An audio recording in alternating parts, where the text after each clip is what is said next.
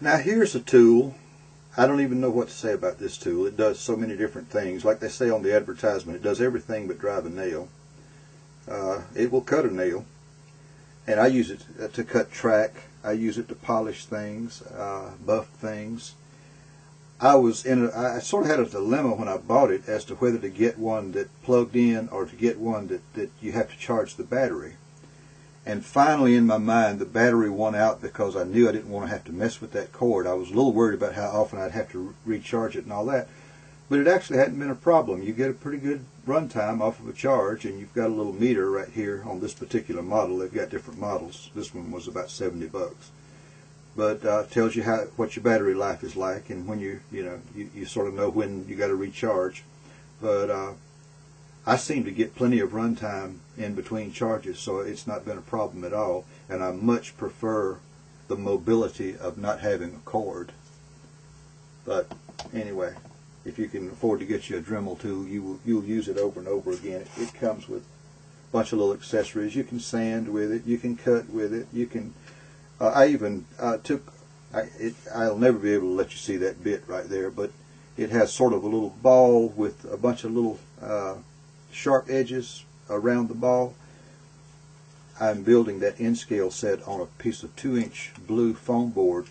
I was able to route out ever so slight, just a little valley that I could lay my wires in. And of course when I put my ground cover on there, it'll cover those wires. You'll never see them. But I'm able to bring them to the edge of the board and then put them in their proper places in the switches, what have you. But anyway, just all kind of little things that you wouldn't even think of when you get a tool like this, but there's that function that's there.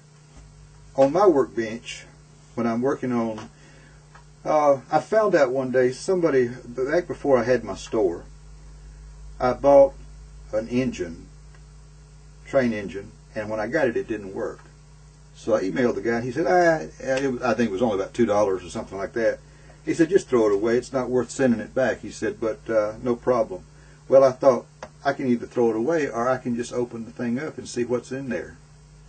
I had a little electronic knowledge, never had worked on any train engines or anything. I was very green at it. But anyway, I was able to get the outside off, and I realized how simple it was. There was just a wire that was loose. I soldered the wire back and the thing worked. But while I was in there, I thought, well, I got nothing to lose.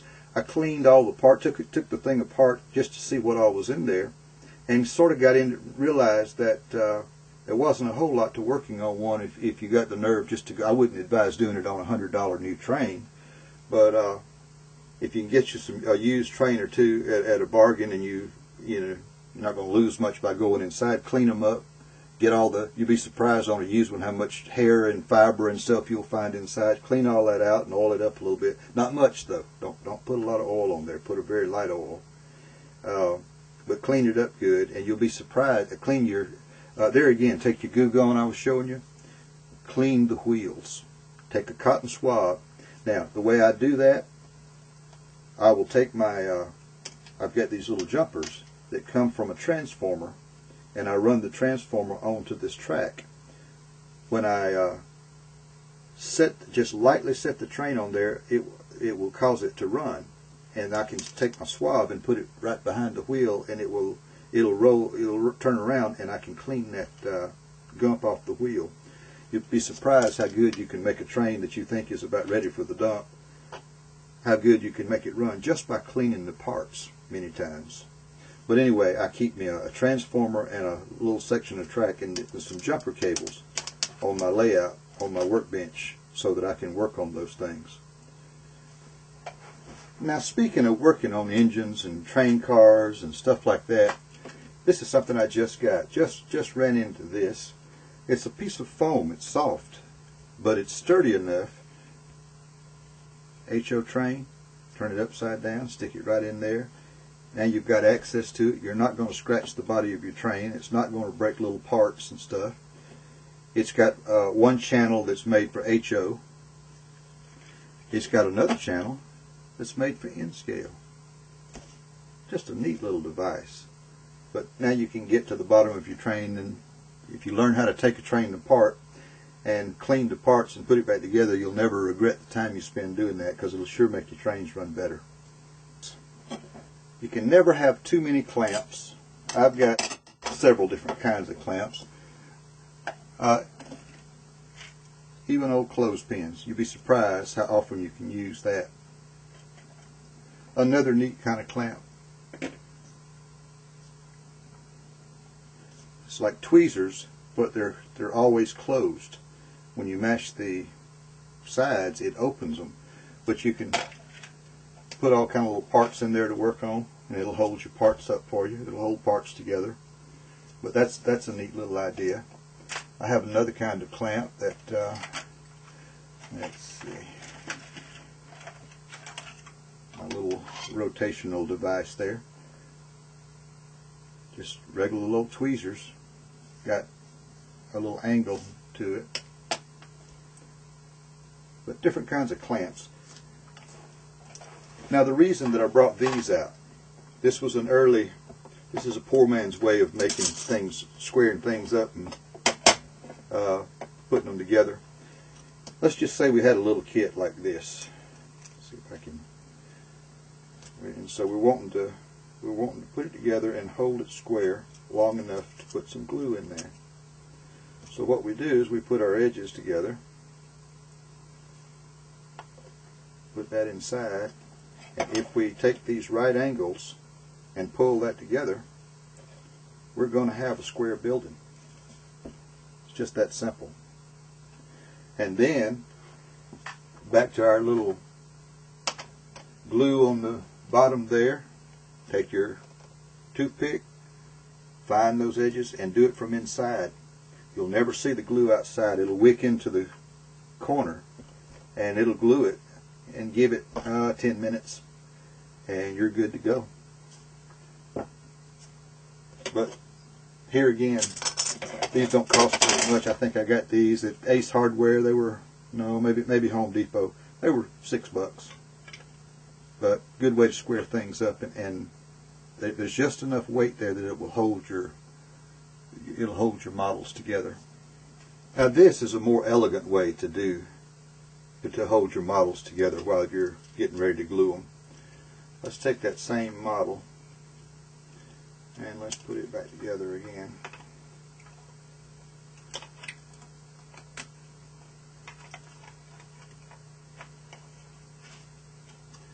Once I get this squared up, stick this in the corner. These little magnets, just drop one in there by it. Boom. You're good to go. If you're a little unsure about this, put one at the other end. Now, put your glue in the edges with your toothpick, or with your, however you dispense your glue is fine, but this will hold different varying square bottoms of your models together. It has a flat bottom, has right angle edges, and it's pretty true straight up and down. I love this little guy right here. I just got it. I'm just learning to use it, but it does a bunch of stuff really well. Now, when I'm going to put a model together, start out on my glass, and I'll start out with my box. And what I will do, I will start cutting things from the sprues. As I cut the pieces from the sprue, been in the music business all my life, and I have a recording studio and I do duplications, so I have a bunch of these tops that came off of pancakes full of CDs, and you can see through it, but it also makes a great little holder for parts and various things. So what I do is, as I cut the part from the sprue, I put it in one of these.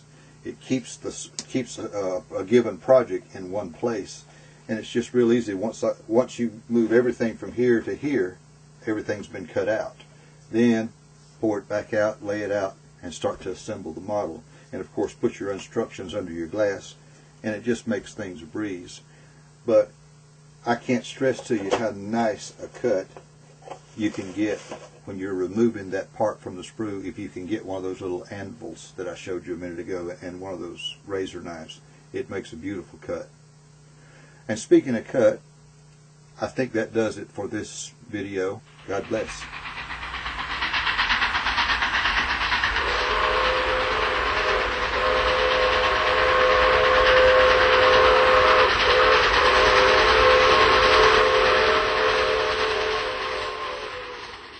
If you'd like to visit my online store, Papa's Trains, Toys, CDs, and more, just go to papatrains.com, and when you get to the landing page, scroll down and you'll see a Papa's Trains logo.